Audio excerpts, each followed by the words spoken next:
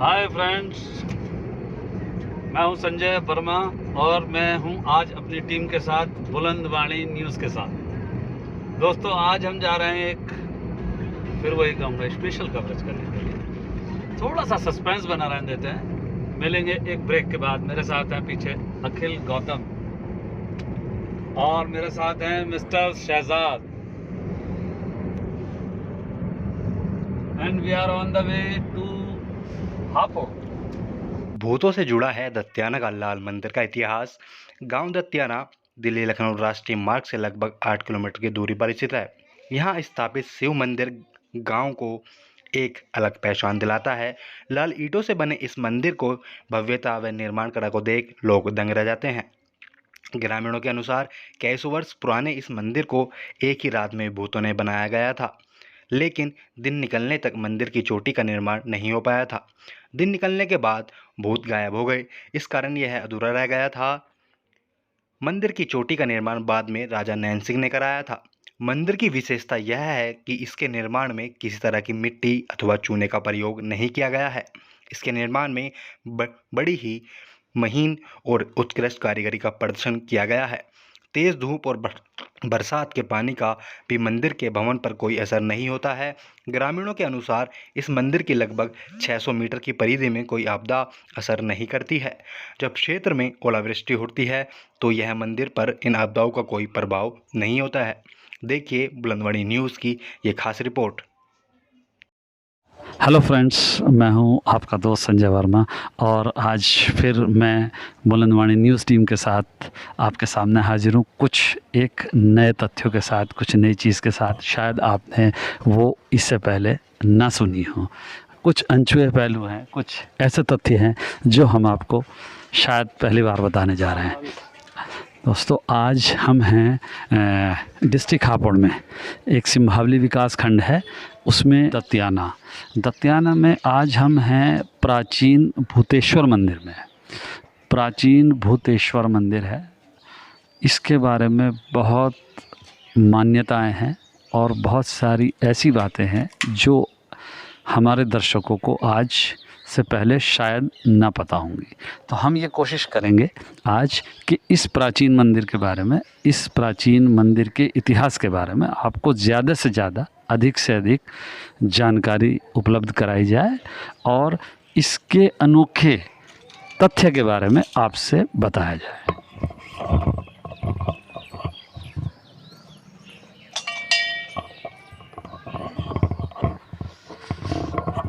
तो दोस्तों, अब हम हैं प्राचीन भूतेश्वर मंदिर के प्रांगण में। ये जैसा कि मैंने अभी बताया कि हापुड़ ज़िले हापुड़ के अंतर्गत आने वाला ये विकास खंड पड़ता है। एक सिंभावली के अंदर एक ग्राम होता है। दत्याना गांव का नाम क्यों रखा गया? महर्षि दत्तात्रेय जो हुए हैं, उनकी ये तपोस्थली रही है यहाँ पर, इसी वजह से यहाँ इस गांव का नाम दत्याना पड़ा है। यहाँ प्राचीन भूतेश्वर मंदिर के प्रांगण में इस मंदिर की विशेषताएं आज से पहले शायद आप लोगों को वो विशेषताएं न पता होंगी। ये मंदिर लगभग जो है गुप्त काल का बताया जाता है। कहते हैं कि शायद हो सकता है ये मंदिर 1500 वर्ष पुराना है, परंतु इसके बारे में अलग अलग धारणाएं हैं। गांव के बहुत बुज़ुर्ग और गांव के यहाँ पर जो इस मंदिर के मुख्य पुजारी हैं, श्रीमान राकेश कुमार जी गोस्वामी, उनसे भी हमारी बात हुई है, वो भी हम दिखाएंगे अभी। उनका भी ये मानना है कि लगभग हो सकता है कि ये महाभारत काल के समय का हो। यहाँ पर एक शिवलिंग की स्थापना की गई है। बताया ये जाता है, इसके बारे में कहावत ये है कि ये मंदिर एक ही रात में बनके तैयार हुआ है। इसके बारे में भी दो मान्यताएं हैं। या तो ये शिव के जो गण हैं, जैसे नंदी गण होते थे उनके द्वारा ये बनाया गया है। शिव जी को स्थापित किया गया, शिवलिंग को स्थापित किया गया और शिव जी को समर्पित किया गया। दूसरा, उसी बात को, उसका दूसरा पहलू ये है, लोगों की मान्यता ये भी है कि ये भूतों द्वारा तैयार किया गया, भूत द्वारा तैयार किया गया एक ही रात में। दोस्तों इस मंदिर को एक ही रात में तैयार किया गया। सुबह होने के बाद भूत चले गए, लेकिन इस मंदिर की जो गुंबद है, जो सबसे ऊपरी भाग है, वो उस समय नहीं बन पाया था, वो बाद में बनाया गया, जो कि अभी आपने पिक्चर में भी देखा होगा, शूट में भी देखा होगा कि वो दिखाई देता है कि वो अलग बना हुआ है। ये इस मंदिर की एक विशेषता ये भी है कि यहाँ पर सीमेंट, रोड़ी, रेत, बदरपुर किसी चीज़ का भी प्रयोग नहीं करा गया है। विशुद्ध रूप से उस समय प्राचीन काल में जो भी ईंट लगी हैं, केवल ईंट के द्वारा ये मंदिर का निर्माण हुआ है।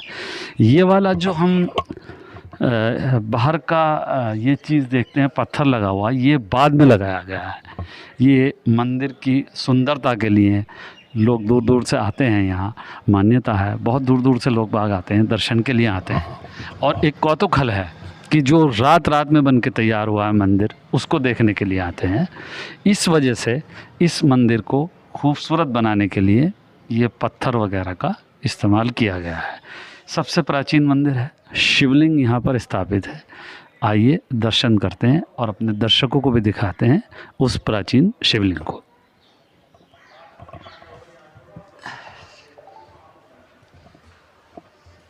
कंटिन्यू रखना। दोस्तों अब हम हैं यहाँ पर प्राचीन शिवलिंग के सामने। जैसा कि अभी बताया, शायद 1500 वर्ष या उससे अधिक, या शायद 5000 वर्ष तक पुराना ये मंदिर है। यहाँ पर शिवलिंग की स्थापना है। शिवलिंग जो है आकार में, देखने में आज भी ऐसा लगता है कि काफ़ी पुराना है। हमारे साथ मंदिर के प्रमुख पुजारी जी भी हमारे साथ हैं और हम उनसे भी अभी बात करेंगे।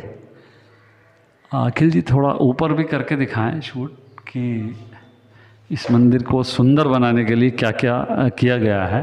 ये सारी चीज़ बाद में की गई है मंदिर के सुंदर बनाने के लिए। मंदिर को, प्राचीन मंदिर जो है वो बाहर से जैसा लगता है बगैर सीमेंट के है, वो वास्तव में अपनी जगह है, लेकिन अंदर से इस मंदिर को सुंदर बनाने के लिए, खूबसूरत बनाने के लिए टाइल्स वगैरह का इस्तेमाल किया गया है। जो आपको विजुअल्स दिखाए जा रहे हैं, ये जैसा कि अभी मैंने बताया कि इस मंदिर के बारे में ये धारणा है, यह मान्यता है कि ये शिव जी के जो गण थे उनके द्वारा बनाया गया एक ही रात में मंदिर है। ये जो पिक्चर्स आप देख रहे हैं यहाँ पर, कृतियाँ, कलाकृतियाँ जो हैं, ये गण हैं। कहा जाता है कि ये सब शिव जी के गण हैं। ये अद्भुत कलाकृतियाँ हैं जो कि प्राचीन सभ्यता को प्रदर्शित करती हैं। अभी अभी हमें जो इस मंदिर के मुख्य पुजारी हैं, उन्होंने, श्री राकेश जी, उन्होंने हमें बताया कि इस शिवलिंग के साथ गणेश जी की आकृति भी उभर कर आती है, जो कि बहुत गौर से देखने के बाद अस्पष्ट रूप से लगभग दिखाई देती है। इसके साथ दोस्तों आपको एक चीज़ और आपका ध्यान दिलाना चाहता हूँ इस चीज़ की तरफ, जो यहाँ पर शिव जी की एक मूर्ति बनी हुई है। आपको ध्यान होगा, जैसे ये भी मूर्ति है, शिव जी की हर एक मूर्ति में ना सांप का जरूर होता है, सांप एक गले में उनके होता है, परंतु ये शिव जी की जो मूर्ति है, ये इसमें सांप कहीं नहीं है। ये इस मूर्ति को इसलिए अद्भुत बनाती है, जैसे कि हमें बताया गया कि इसमें सांप उनके साथ, शिव जी के साथ नहीं है, जबकि शिव जी की हर एक मूर्ति के साथ सांप जरूर होता है। तो कुछ चीज़ें अद्भुत देखी हैं यहाँ पर, और प्रतीत होता है जैसे कि ये शिव जी के गण हैं। ये अद्भुत कलाकृति है यहाँ पर, जो यहाँ पर देखी गई है कि ये अद्भुत कलाकृति है। तो इसको हमें बताया गया यहाँ पर कि ये शिव जी के गण हैं, जिनके द्वारा मंदिर का निर्माण एक ही रात में किया गया। अब दोस्तों, तो बात है, या तो हम उसको भूत मान सकते हैं या वो शिव जी के गण हैं। वास्तविकता नज़र आती है कि जो शायद शिव जी के गण ही हो सकते हैं। दोस्तों, हमारे साथ अब इस मंदिर के मुख्य पुजारी श्री राकेश कुमार गोस्वामी जी हैं। आइए उनसे बात करते हैं, कुछ ऐसे पहलुओं से आपको अवगत कराते हैं जो आज आप शायद पहली बार ही सुनेंगे। इस मंदिर की विशेषताएं, किस सभ्यता का है और यहाँ पर क्या और विशेष है। शास्त्री जी प्रणाम। शास्त्री जी, इस मंदिर के बारे में बहुत मान्यताएं हैं, उन मान्यताओं में कितना सच है और कितना आप उस बारे में हमें बता सकते हैं। इस मंदिर की विशेषताएं और इसके बारे में हमें बताएं। मंदिर की विशेषता सबसे पहले तो यही है जी कि गुप्त काल में बनाया हुआ मंदिर है। महर्षि दत्तात्रेय ऋषि की तपोस्थली है और बनाते हुए किसी ने नहीं देखा, इसलिए इसको भूतों का बताया गया। और जिन्होंने भी बनाया भूतों ने बनाया। जब हम तो शंकर भगवान के गणों का मानते हैं, क्योंकि गंधर्व देवता बना सकते हैं ऐसी शक्ति। दूसरी चीज़ ये है कि जब वो बना रहे थे इस मंदिर को तो उन्होंने रात में बनाया। पूरी रात में वो कहाँ से ईंट लाए, ऐसा डिज़ाइन उन्होंने कहाँ से प्राप्त किया। और जब वो बनाने को लगे तो बनाते बनाते सुबह हो गई। यानी कि सुबह जैसे गांव है, गांव तो पहले मंदिर के पास तो था नहीं, पीछे की साइड में था, बैक साइड में। वो तो बाद में फिर यहाँ बसा। तो वो गाँवों में जैसे अब जल्दी लोग उठ जाते हैं 3 बजे 4 बजे, अपने पशुओं को चारा डालना है, या घरों में औरतें पहले चक्की चला के अपना आटा पीसती थी। तो मान्यता तो इसकी यही है जी कि चक्की चलाई किसी ने और उसकी घोर आवाज़ सुनकर वो जो है छोड़ कर चले गए कि कोई देख ना ले, इसलिए इसकी चोटी अधूरी रह गई। फिर चोटी जो है बाद में गाँव वालों द्वारा इसकी चोटी बनाई गई। उसी समय कुछ ही समय बाद, मतलब जब उन्होंने देखा कि भाई ऐसा अधूरा मंदिर अच्छा नहीं लगता, अपना सनातन धर्म है, हिंदू धर्म है, तो उन्होंने इसकी चोटी जो है बाद में बनाई, गांव वालों द्वारा तैयार की गई। और उस टाइम पे कोई ऐसे मसाले का प्रयोग तो होता नहीं था और ना ही इसमें देखने से दिखाई देता है। तो ऊपर की चोटी जो है जब बनाई उन्होंने तो उस पर प्लास्टर था उसका चूने का, तो वो अब काफ़ी पुराना हो गया तो वो छूटने लग गया। तो हमने फिर हमारे गांव वालों के भक्तों के द्वारा, सबके द्वारा, जो समिति है हमारी, वो जो है 25-30 वर्ष पहले हमारे यहाँ एक कारीगर थे बहुत बढ़िया, वो उसके मतलब मकान बनाने वाले। तो उन्होंने कहा कि अभी देखते हैं, उसको ऊंचाई देखी उसकी, कैपेसिटी तो उनकी थी नहीं, लेकिन फिर भी हिम्मत करके उन्होंने उस पर सीमेंट का प्लास्टर चोटी पे करा, उसमें कलर मिला के, जैसे लाल मंदिर के नाम से प्रसिद्ध है, क्योंकि लाल ईंट लगी हुई है। और विशेष तो इसकी यही है जी, मान्यता इसकी कि ईंट आज तक इसकी लाल की लाल है। अब बताने वाले तो बताते हैं कि 1550 वर्ष पुराना है, लेकिन पुरातत्व विभाग वाले बताते हैं, जो ईंट का विश्लेषण करके बताते हैं कि वो महाभारत काल के समय का, महाभारत काल से भी पहला गुप्त काल का है। शास्त्री जी, आप यहाँ पे मंदिर के मुख्य पुजारी हैं।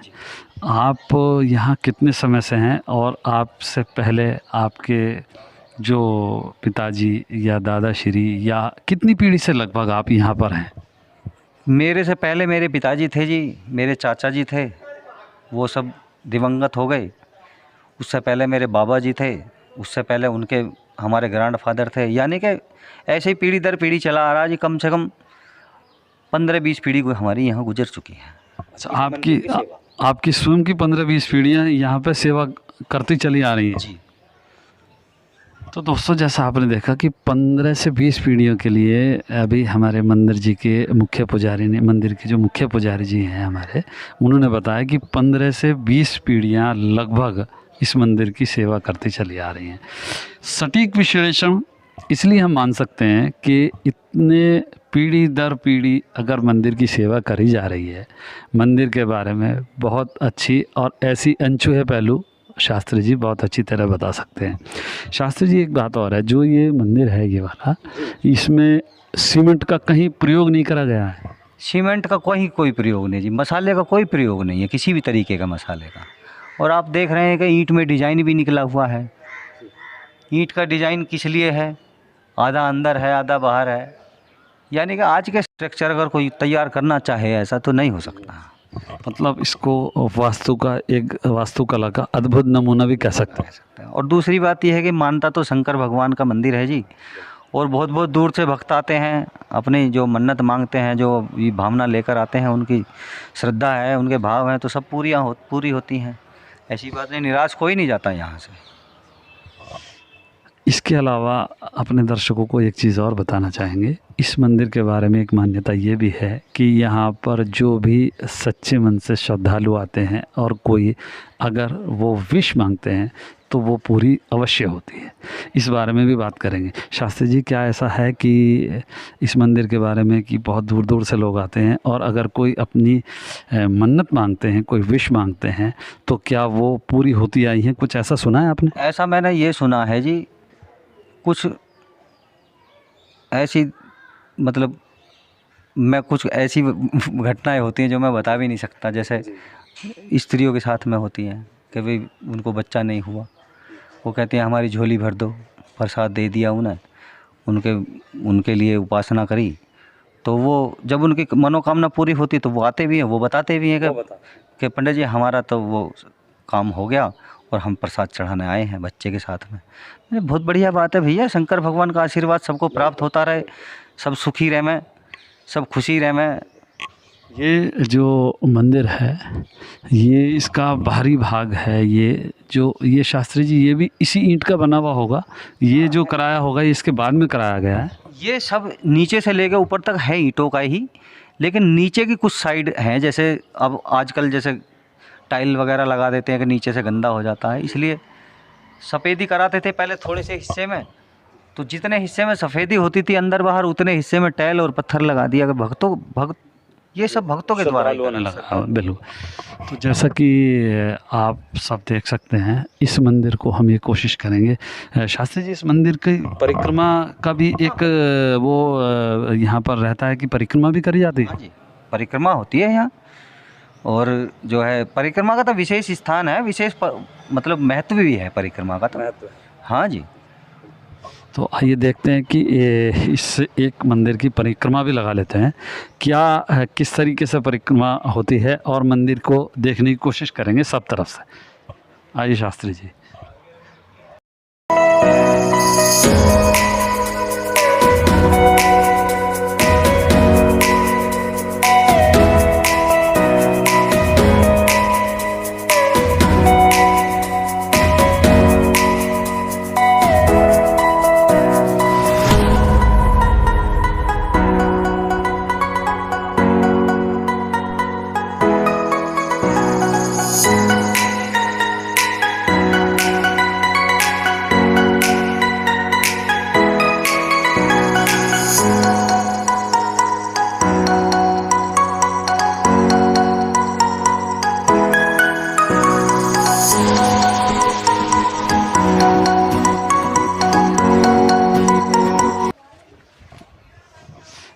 जैसा कि आप देख रहे हैं दोस्तों कि ये एक मंदिर का गेट है। यहाँ पुजारी जी का परिवार रहता है, तो ये इधर मंदिर का गेट से ये बना हुआ है पुजारी जी के परिवार के लिए।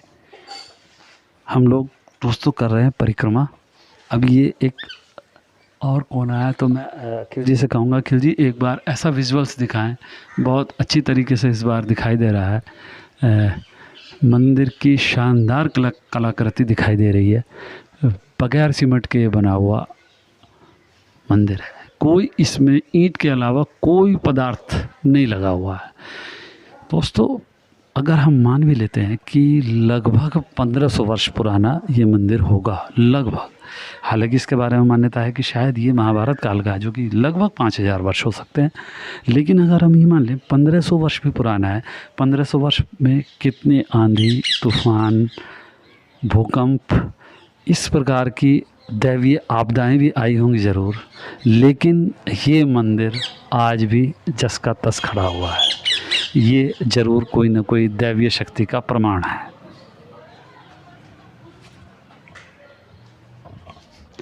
अब हम दोस्तों इधर इनका पूरा परिक्रमा करके लगभग आ चुके हैं। यहाँ पर एक देवी माता का मंदिर बनाया हुआ है, जो कि शायद बाद में बनाया गया है। ये बहुत प्राचीन नहीं है मंदिर, क्योंकि परिक्रमा उधर से हो रही है तो इसमें एक मंदिर का निर्माण भी कराया है। दोस्तों बात करते हैं शास्त्री जी से, जो मंदिर के मुख्य पुजारी हैं, कि शास्त्री जी यहाँ कितनी कितनी दूर से लोग बाग आते हैं और लगभग क्या रोज आते हैं? पुराना इतिहास तो ये है जी भक्तों का कि जब तक इसको नहीं जाने थे, हमारे गांव देहात के जो आसपास के हैं 10, 20, 50 किलोमीटर 100 किलोमीटर तक के आते थे भक्त, और आते तो रोज़ाना हैं। लेकिन एक विशेष पर्व होता है महाशिवरात्रि का। महाशिवरात्रि पे तो सभी लोग आते हैं। इतना रस रहता है कि एक दूसरे की आवाज़ भी पहचानने में नहीं आती। लाइन भी लगती तो 1-1 किलोमीटर लंबी लाइन लगती है। और हमारी जो समिति है उसका जो है पूरा बंदोबस्त रहता है, प्रशासन का भी रहता है। प्रशासन ने कैमरे भी लगवाए हुए हैं, किसी तरह की कोई, जैसे आजकल का समय चल रहा है, इस आधुनिक युग में कोई किसी तरह की दुर्घटना ना हो, कोई आतंकवादी घटना ना हो, कोई किसी तरह का कोई गुंडागर्दी ना हो। मंदिरों पर जो अक्सर कभी कभी हो जाता है, तो प्रशासन की भी देख रेख में है। स्वास्थ्य विभाग भी चेता हुआ है, सफाई व्यवस्था भी दुरुस्त रहती है। सफाई मैंने खुद देखा, सफाई व्यवस्था बहुत अच्छी है यहाँ पर। पिछली बार जो है मैंने देखा है कि बहुत लोग राजस्थान से भी, गुजरात से भी, MP से भी, उत्तराखंड से भी, सब जगह से लोग आते हैं। हाँ जी, बहुत बहुत दूर से लोग आते हैं। और फिर देखो जी, ईश्वरीय शक्ति है। और दूसरी बात यह है कि जब जिसकी मनोकामना पूरी होंगी तो वो तो एक बार नहीं फिर 1000 बार आएंगे, और जिसको भी बताएंगे वो तो फिर दोबारा किसी और को भी लेके आएंगे। जैसा कि शास्त्री जी ने बताया अभी कि यहाँ पर कितनी दूर दूर से दिल्ली, NCR, हरियाणा, राजस्थान, गुजरात के अलावा इस पूरे उत्तर प्रदेश, जो कि अपने आप में बहुत बड़ा प्रदेश है, वहाँ से लोग बाग श्रद्धालु पर्व पर, विशेष रूप से महाशिवरात्रि पर्व पर ज़रूर आते हैं। और क्योंकि ये श्रद्धा का केंद्र है और यहाँ पर मनोकामनाएं पूर्ण होती हैं, तो इसी उपलक्ष्य में वो लोग श्रद्धालुगण ज़रूर आते हैं। दोस्तों अब अभी तक हमने आपको बताया कि इस मंदिर की विशेषताएं।